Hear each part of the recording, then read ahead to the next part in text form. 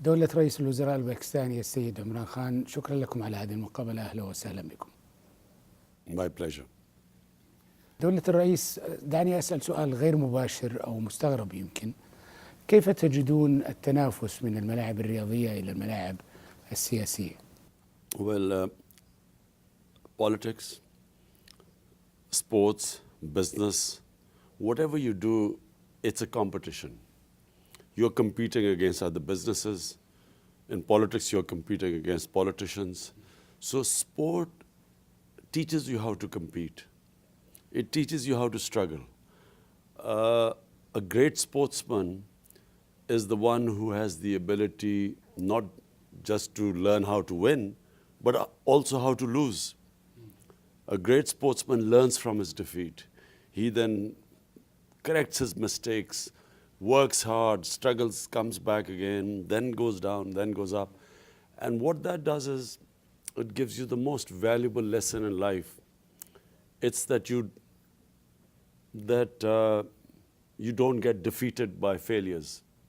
You just you know how to fight back. And so all the lessons I learned from sports, I applied in politics. جميل. امتدادا إلى إجاباتكم السابقة، ما هي خطتكم لأول 100 يوم لكم كرئيس وزراء في دولة باكستان؟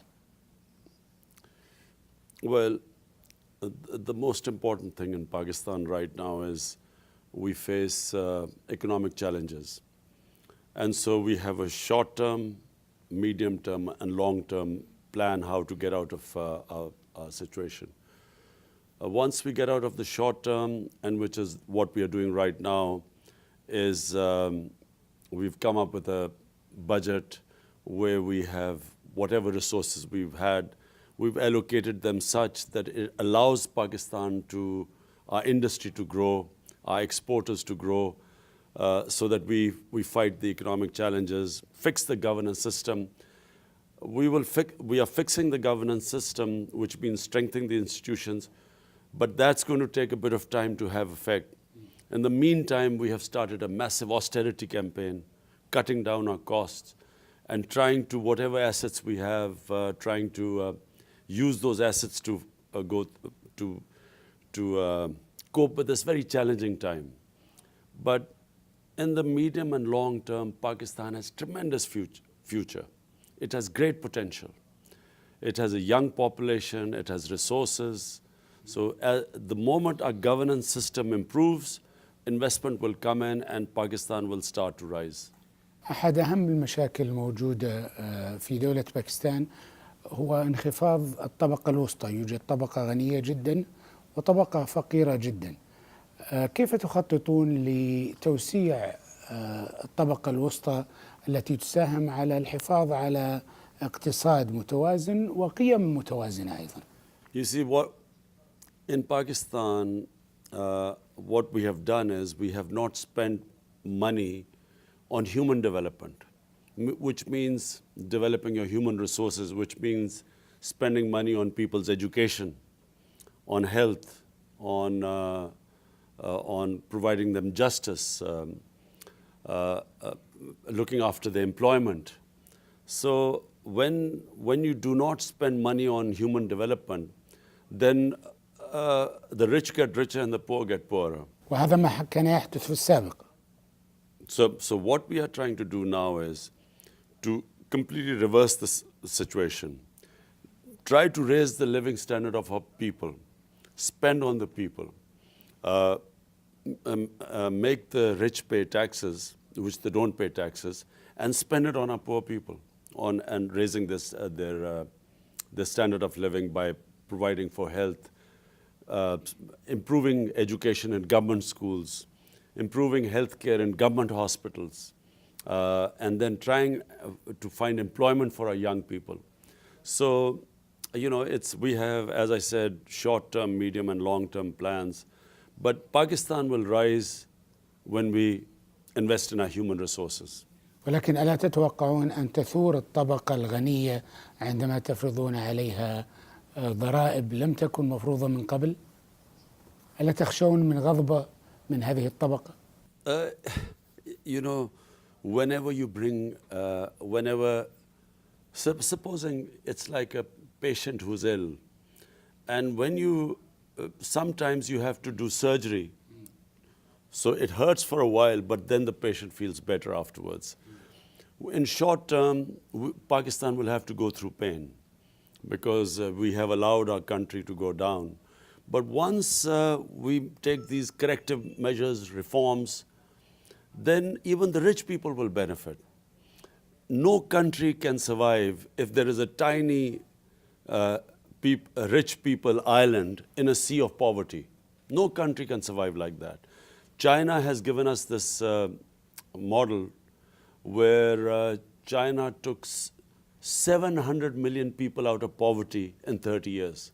And as it took people out of poverty, China became a great power. So it's a, the other way around is when you make the rich people get richer and you think that they will eventually, money will trickle down to the poor people, it doesn't work. هذا الكلام جميل بس هل يقتنع الأغنياء بهذا الحديث؟ They will have to. Because you have to, if in any civilized society, those who have money must give taxes so that people who do not have money, you raise them up. The reason why the Western countries are, especially Scandinavian countries, are so prosperous, even European countries, is because the taxes collected from the rich and used to raise the standard of people who are not that rich, poor people. And that's why the countries rise. Unfortunately, in Pakistan, the total number of taxpayers, 200 million people, and total number of taxpayers are about 700,000. So no, you can't survive as a country if you just have this small tax base and expect that you will collect money by taxing the poor, by raising prices, indirect taxes. So I feel that even the rich people in our country will realize that it's unsustainable.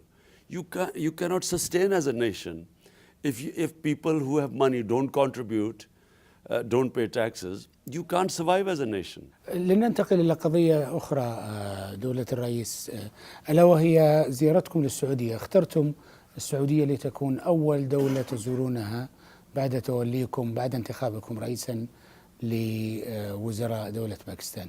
لماذا اخترتم السعودية تحديدا، وما هي الرسائل التي تودون إرسالها إلى القيادة السعودية؟ Well, Saudi Arabia and Pakistan have long, strong people-to-people relationship. People in Pakistan have this high regard of people of Saudi Arabia. Saudi Arabia has in the past helped Pakistan when Pakistan has been in need. And the other reason, of course, is an emotional reason because of Makkah and Medina. So anyone who comes into power in Pakistan, reason why they come to Saudi Arabia first is A, because we have always had very close relationship with the Saudi government, Saudi people. But B, because we want to come here and go to Makkah and Medina and get the blessings of Almighty Allah, and we want to pay our respects to our Holy Prophet, peace be upon him. So they're the reasons why we come here first. هل هناك رسائل سياسية تودون أن تقدموها للقيادة السعودية؟ Well, just that we stand with people of Saudi Arabia, and because Saudi Arabia has stood with us in our times of need, we will always stand with people of Saudi Arabia in their times of need. باكستان دولة الرئيس تشارك في التحالف الإسلامي لمحاربة الإرهاب الذي تقوده السعودية. هل تطرقتم في محادثاتكم مع السعوديين حول هذه النقطة؟ Well, we have shown our support for the Saudi government, but at the same time, we feel it's very important that there should not be any conflict in the Muslim world. Already we have, starting from Libya to Somalia to Syria, Afghanistan, Pakistan has suffered a lot. Conflict in Muslim world is weakening all of us. And so what ideally Pakistan would like to play a role of putting out these fires, of reconciliation, getting Muslim countries together rather than the conflict. And that I really see that as the big role of Pakistan. But at the same time, to assure Saudi Arabia that we do stand with them. بس فيما ألا تواجه باكستان خطرا من معضلة التطرف التي أساءت إلى الإسلام في الغرب وفي الشرق عند غير المسلمين؟ Pakistan has gone through one of the worst periods in our life where we entered into the US war on terror. And we ended up having almost 88,000 people have died in Pakistan, and hundreds and billions of dollars of loss to our economy. And so from the lesson we have learned from that is that one must avoid conflict at all cost. Because once a conflict starts, it has unintended consequences. Look at United States in Afghanistan. Did they think that they would, 16 years down the line and almost $1 trillion spent on the conflict, they would still be there? And there's still no end to the conflict? So the lesson is one must avoid conflict. Because once a conflict starts, as I say, it has unintended consequences. You don't know where it will go to. لا شك، لكن هل تستطيع أن تتجنب الصراع مع المتطرف الذي يكفر الحكومة، يكفر رئيس الوزراء، يكفر جانب كثير من المسلمين؟ Extremism is an illness. Extremism is something when it affects a society. هناك فرق بين التطرف والإرهاب، هي مرحلة متقدمة. There is a difference. There is fundamentalism, there is extremism, then there is militant extremism. What is especially damaging to the society is militant extremism, what we faced in Pakistan.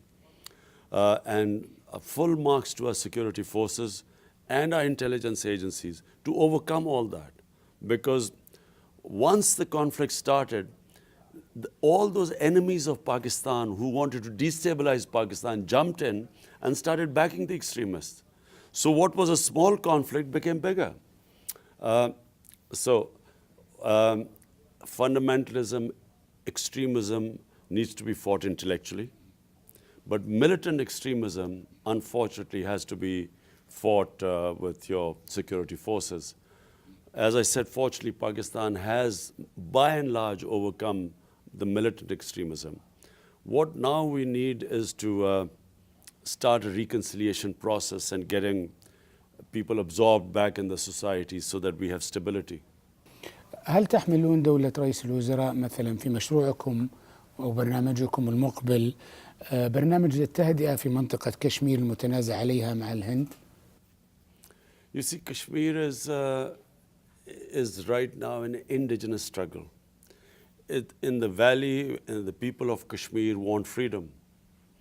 And unfortunately, what India is doing is it's using force to stop people having the right of self-determination, the right to choose their destiny. And this has now been going on for 30 years. Over 500,000 troops Indian troops are trying to stop this freedom movement.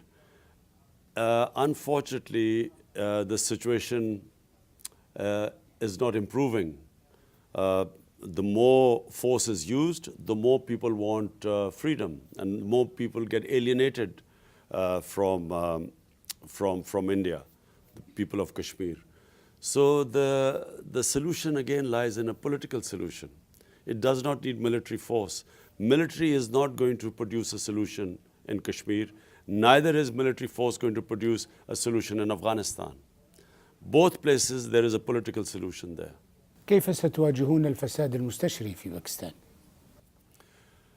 Corruption, sometimes I wish we could do what Prince Salman did in Saudi Arabia, because white-collar crime is very difficult to fight, because people who steal a lot of money have big lawyers.